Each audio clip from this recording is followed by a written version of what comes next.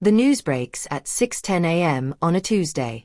It arrives the way all terrible things arrive, quietly, on a screen, between a weather alert and a stock update. And within 4 minutes it has traveled from one side of the internet to the other. Dae-hyun Jang, 47. Korean tech billionaire. Founder of Nova Sentinel AI. Found unresponsive in his Manhattan penthouse. Died peacefully in his sleep. Peacefully. In his sleep. By noon, every major network runs his photograph. Sharp jawline, silver at his temples, a half-smile that once graced the cover of Forbes 3 years in a row. By 2 in the afternoon, the U.S. Senate releases a statement of condolences. By 6, his company's stock has already stabilized after a brief morning plunge, reassured by a board announcement that leadership transitions would be seamless and swift. By evening, the body is being prepared for a private funeral. 1 day after his death. 1 day. But no one questions it. No one pauses. No one wonders why a man of his stature, a man whose AI security architecture protects 4 governments, 12 financial institutions, and 1 sitting U.S. president, is being buried with the speed and quiet of someone who had something to hide. No one wonders. Except her. Her name is Zariah Cole. 34 years old. She stands 5'6" in flat shoes she bought secondhand on a Thursday because Thursday is when the Salvation Army on Amsterdam Avenue marks everything down by half. Her hair is pulled back with a clip that cost $1.50. Her uniform, white cotton blouse, black slacks, has been ironed so many times the collar has gone slightly translucent. She works 2 jobs. Days, she cleans luxury apartments for people who leave $100 bills on the counter but never once learn her name. Nights, she works private events, galas, dinners, corporate affairs, where she carries trays and moves through rooms like smoke. Present everywhere. Registered nowhere. She gets the call at 7:45 a.m. An agency coordinator, brisk and impersonal. Private service, Westchester County Estate. Tomorrow. 6 a.m. sharp. Dress code, black. No additional details. No name of the host. No explanation for why staff is needed the day after a billionaire's death at what she will only later understand is his own funeral. She writes it in her notebook. Circles the time. Sets 3 alarms. She needs the money. She always needs the money. She does not know, as she clicks off her lamp and pulls a thin blanket to her chin in her Queens studio apartment, that tomorrow she will walk into a room full of the most powerful people in America, and see something that will make every single one of them terrified of her. She leans over the open casket to adjust the white orchids at its edge, and then she sees something that makes her stop breathing.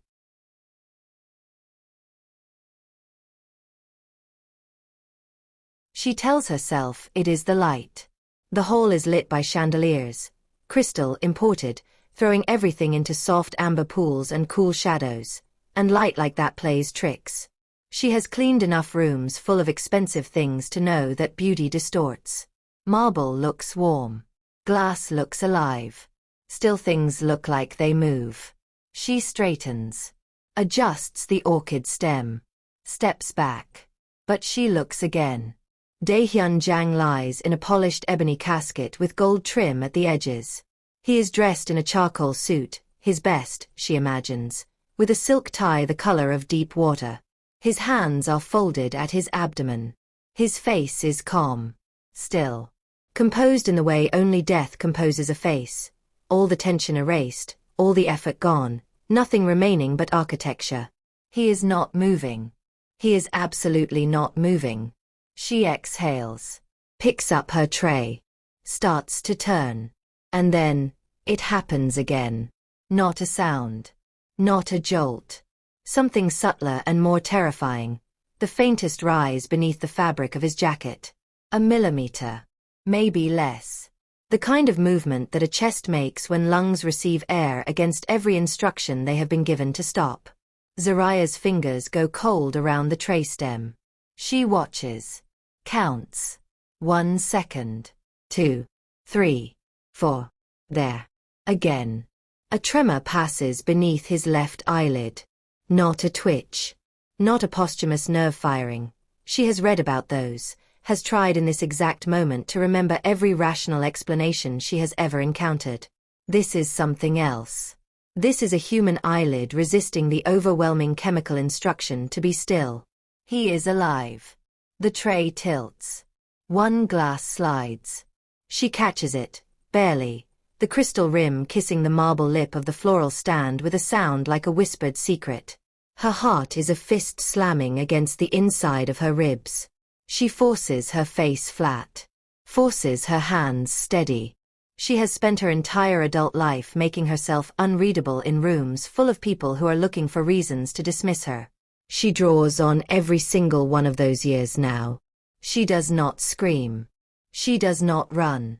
She turns, slowly, normally, and scans the room over the edge of her tray as if she is simply locating the next guest to serve. That is when she sees him. A man. Far corner of the hall, near the velvet curtains. Charcoal suit, not the dead man's, a different one, darker, sharper, standing completely still in a room full of people who are performing grief. He is not performing anything. He is watching her with the focused, patient attention of someone who has been watching her for longer than she noticed.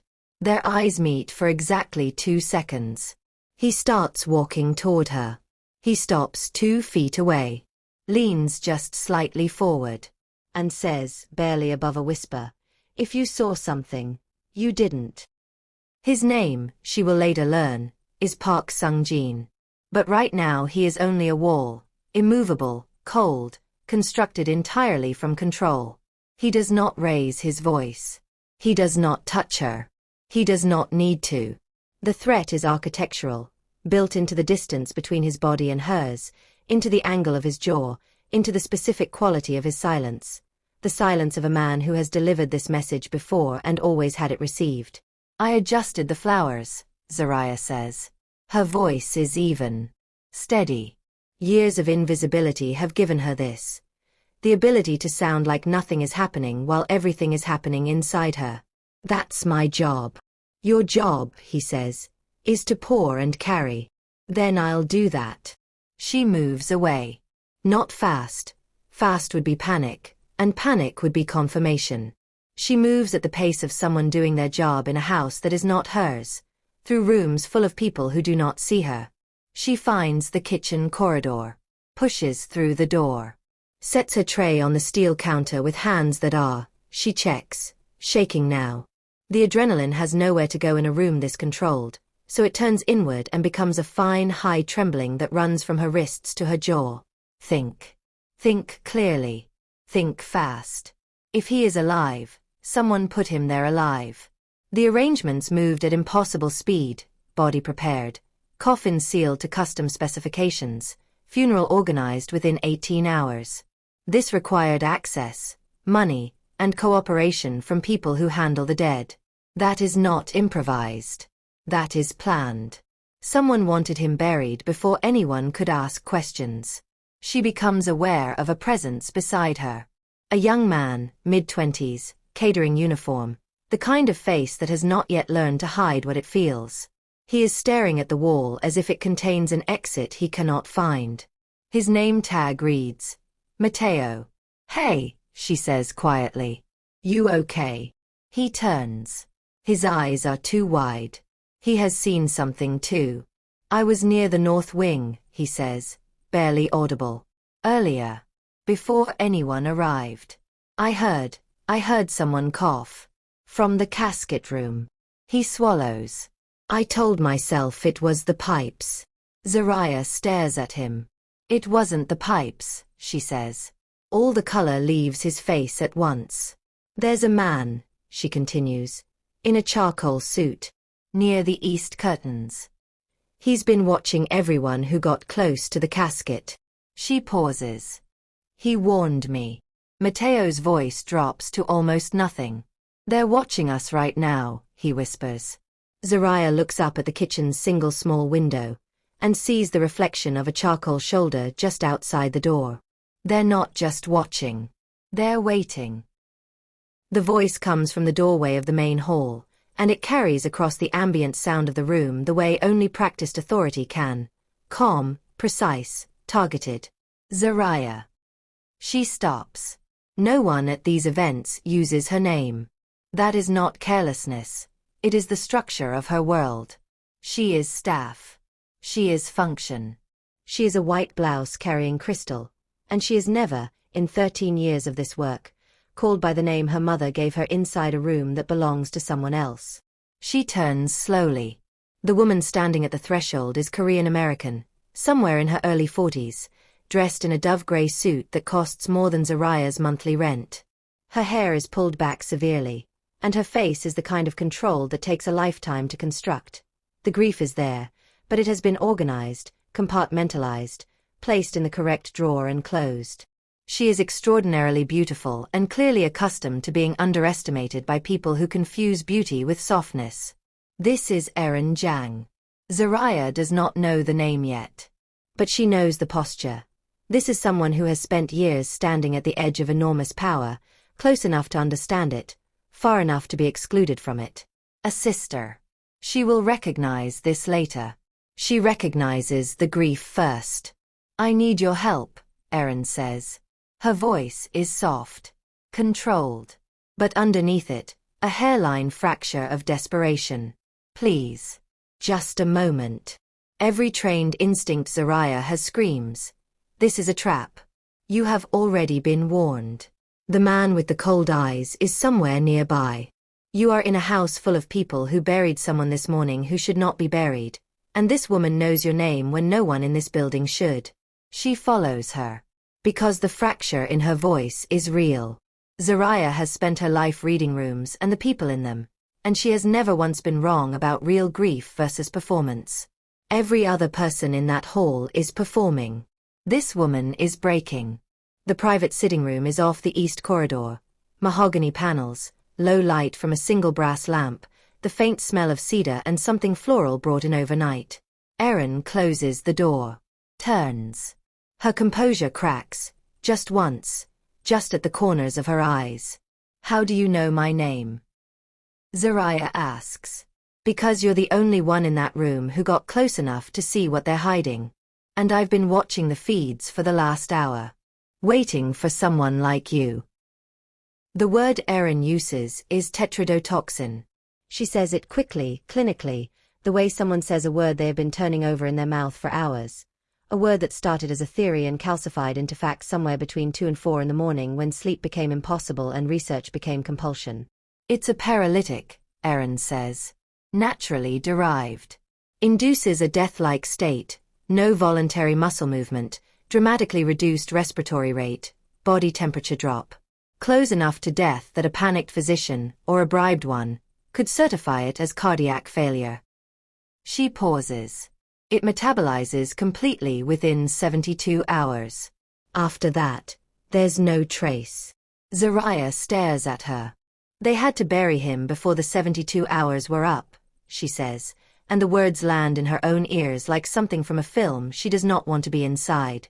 Yes, Erin says. The funeral was arranged in 18 hours. Yes. Who did it? Zariah asks. Who gave it to him? And here, for the first time, Erin hesitates. The composure does not crack. It does something worse. It goes rigid.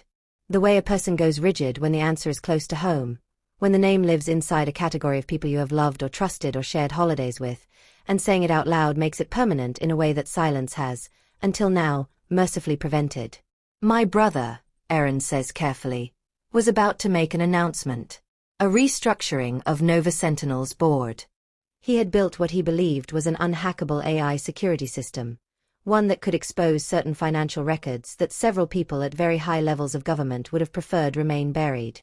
She stops. He told 3 people about the announcement. 3 people who each stood to lose something catastrophic if he moved forward.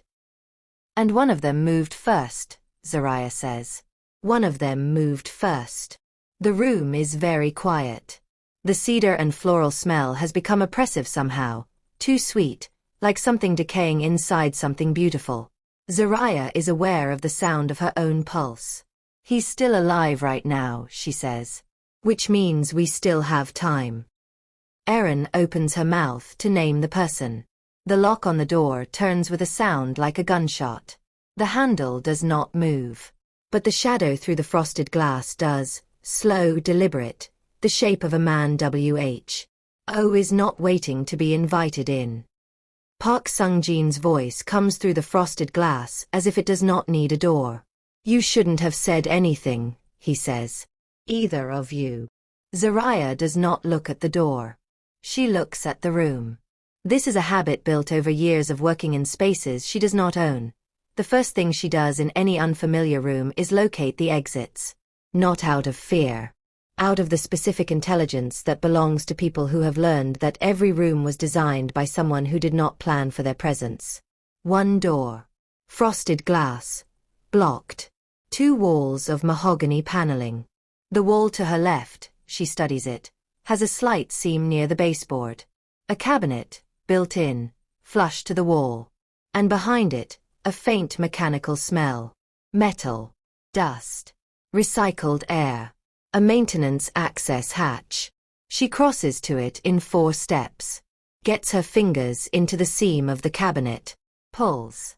The cabinet is heavy, solid mahogany, full of decanters she does not have time to admire, and it does not move easily. Help me, she says to Aaron. Aaron stares at her for half a second, the half second of a person recalibrating their entire understanding of what kind of situation they are in, and then she moves. Together they drag the cabinet 6 inches. 8. Enough. The hatch is 18 inches square. Behind it, darkness and the smell of cold concrete and something electric, something industrial. Service tunnels. The estate is pre-war construction. Zaraya knows this instinctively because she has cleaned enough pre-war buildings to know their bones, and pre-war buildings always have tunnels. Coal delivery. Staff movement. Discretion built into the architecture for people who were never meant to be seen. People like her. The door handle moves. Once. Twice. They'll be through in 40 seconds, Erin says. Her voice is sharp now, all the softness burned away by the specific clarifying heat of real danger. There are 3 of them. Zaraya looks at the dark hatch. Looks at Erin. Above them, somewhere in the main hall, muffled through stone and plaster and a century of construction, a sound begins. Mechanical. Rhythmic. Drilling. They're sealing the coffin. Zaraya pushes Erin toward the hatch and says through her teeth, if we don't right now, he dies in there. The tunnel is black and cold and smells of iron and old water and the particular loneliness of spaces that exist only to be passed through. Zaraya goes first. On her elbows and knees across concrete that has not been touched since before either of them was born, her phone's flashlight cutting a thin white corridor into the dark ahead. Behind her she can hear Erin breathing. Measured, deliberate, a woman who has decided that falling apart will have to wait. The drilling sound is above them. It travels through the stone the way sound travels through bone, not heard so much as felt, a vibration in the jaw, in the teeth, in the sternum. Every rotation of the drill bit is a second they do not have. She counts them without meaning to. Counts the distance. Counts the weight of the dark ahead. Her elbow finds a piece of broken tile. The pain is sharp and immediate. She does not stop. She has worked through worse for less. Left, Erin says from behind her. There should be a junction left. The original estate plans. My brother made me memorize them when he bought it. He said every person who works with power should understand its infrastructure. She goes left. She finds the junction. The tunnel widens slightly. Enough to get to hands and knees instead of elbows. She moves faster. Ahead, in the beam of her light, she can see the tunnel beginning to slope upward. Service access, approaching the main hall's undercroft. Behind her, a sound that is not Erin. Footsteps on concrete. Heavy. Methodical. The particular cadence of a man who is not panicking because he has done this before and knows how it ends. Park Sung-jin is in the tunnel. Zaraya's lungs constrict. The tunnel is a throat and it is closing. She thinks, for exactly 3 seconds, about stopping. About the math of this. A maid from Queens against the security infrastructure of one of the most powerful AI firms in the world.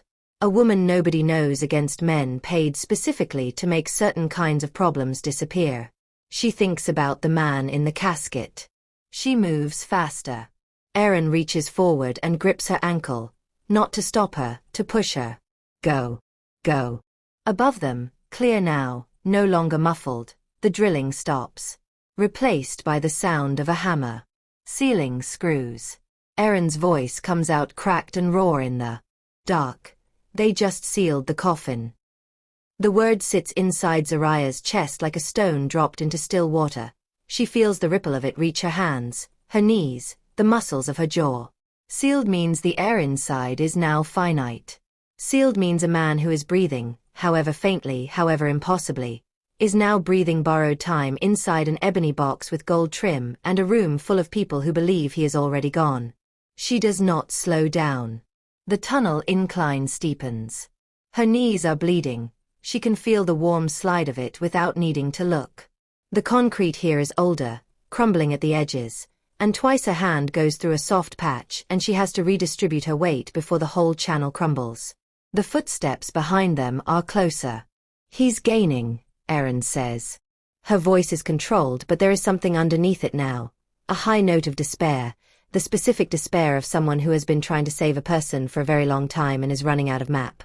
Zariah sees the access grate ahead. Iron, round, 6 inches of daylight. Artificial daylight, the amber of chandelier light, visible around its circumference like a halo. She reaches it. Pushes. It does not move. She pushes again. Nothing. Rusted. Decades of disuse have married the iron to its frame with a grip that does not care about urgency.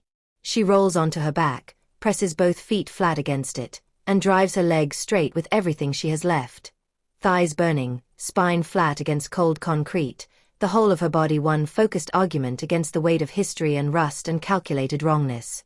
The grate shudders. A hand closes around her ankle. Park Sung-jin's hand. Cold, certain.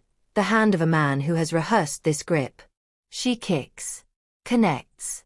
His breath leaves him in a sharp exhalation. His grip loosens. Not entirely, but enough. She drives her legs again. The grate gives with a sound like a gunshot and cold light floods the tunnel and she is through and the floor of the undercroft is beneath her palms and Aaron is coming up behind her and below. Below. She can hear Park Sung-jin recovering his breath and she has perhaps 15 seconds before he is up and through and it is over. She stands. The undercroft opens into the main hall's below stage service level. She sees the coffin lift mechanism, an emergency hydraulic system, red handle, glass case, built into every elevated platform in a building this old for reasons of liability and safety code. We're too late, Aaron breathes. The ceremony is all ready. Zariah wraps both hands around the red handle, looks at Aaron, and pulls. The platform shakes.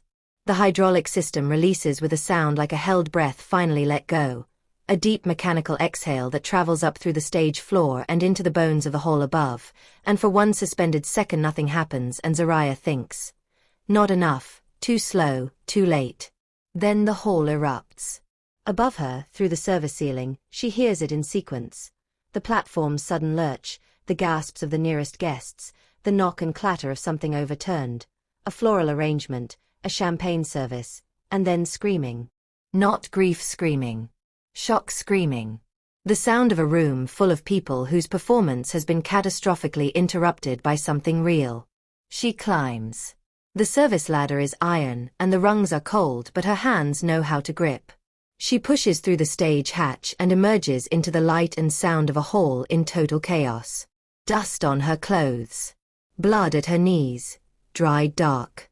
Her hair has come loose and her collar is torn at the shoulder and she is standing on a stage in front of 400 people. Politicians, billionaires, senators, venture capitalists, all of whom are staring at her with the open, unguarded expression of people who have had their world revised without permission. The coffin sits behind her, tilted on its platform. The ceiling screws are in, but the lid has shifted in the hydraulic shock, and through the gap, barely, impossibly, The rise and fall of a chest is visible to anyone close enough to see. Someone close enough sees. A woman in the front row, a senator gray-haired and sharp-eyed, takes 2 steps forward, looks, puts her hand over her mouth. Phones are up. Every phone in the room.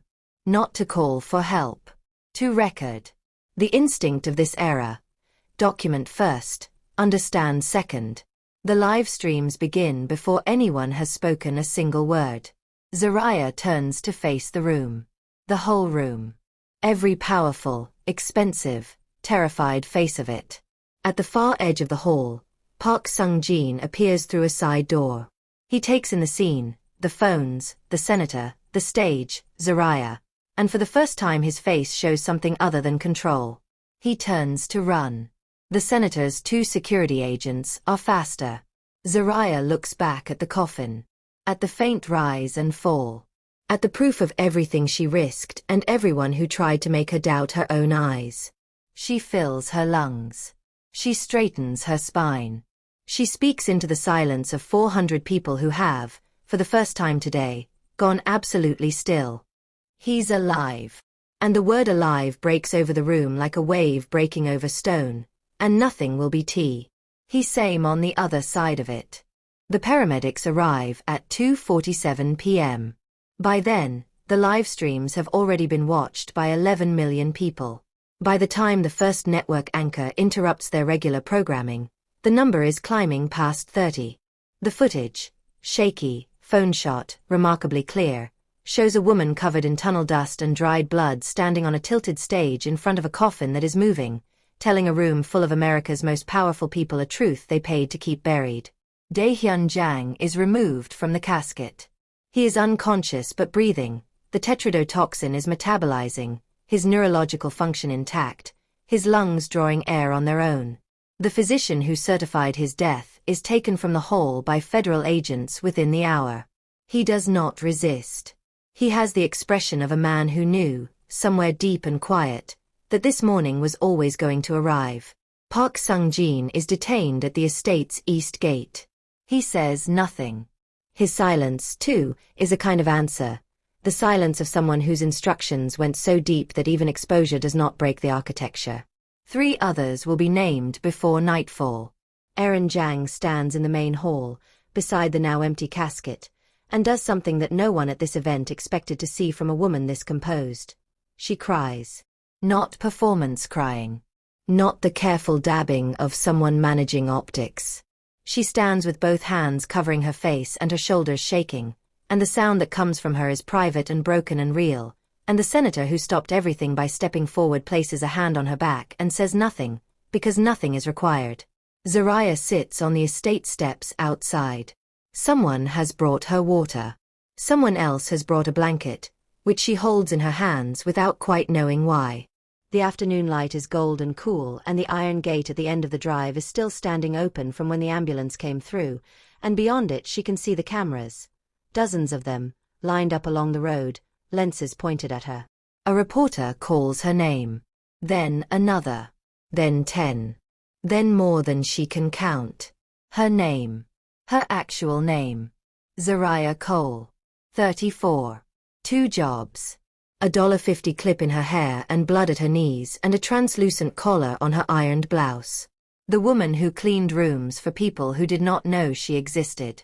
The woman who carried trays through halls full of power and was never once looked at directly. And for the first time in her life, the woman no one ever saw became the one nobody could ignore.